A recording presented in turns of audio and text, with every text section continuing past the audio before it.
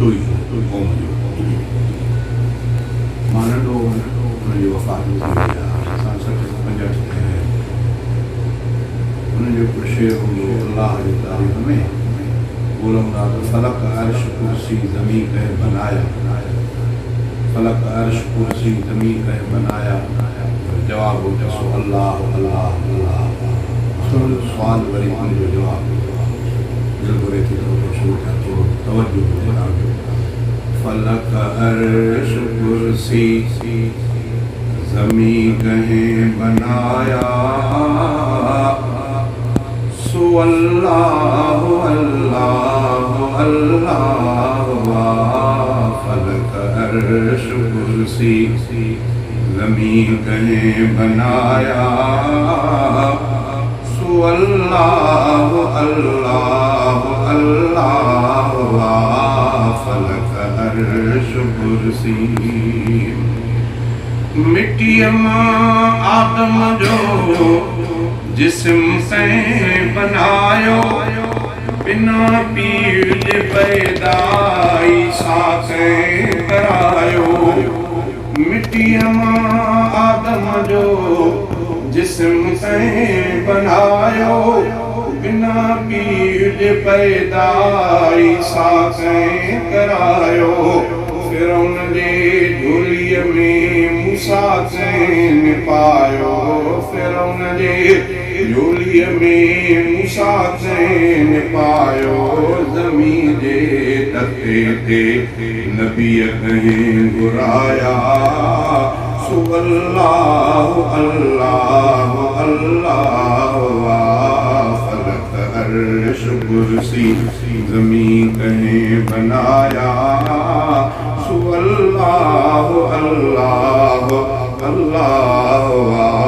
फलक अर्श कुर्सी सिज चंद्र तारा कया कहीं रोशन, बिना वटे कपाई बिना रमज़ रोगन। सरजाए सभिन खे ॾिसे कीन ॾोहन, सरजाए सभिन खे ॾिसे कीन ॾोहन। सरजाए सभिन खे ॾिसे कीन ॾोहन। हवा वाहे पाणी दरिया कहे वहाया, सो अल्लाह अल्लाह अल्लाह। फलक अर्श कुर्सी ज़मीन कहे बनाया, सो अल्लाह अल्लाह अल्लाह। फलक अर्श कुर्सी कई जानवर था जंगल में गुज़ारने, समर साण तिनखे नती बाहे बारने।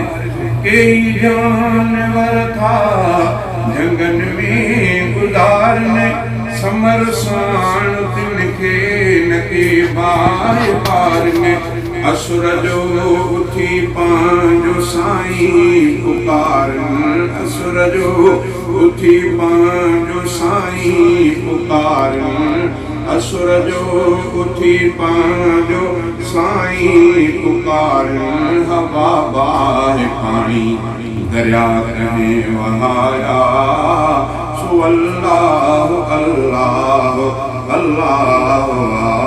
फलक अर्श कुर्सी करे कमन पहजन में पांजी सिलाई, बिना मशवरे जे बनाए खुदाई।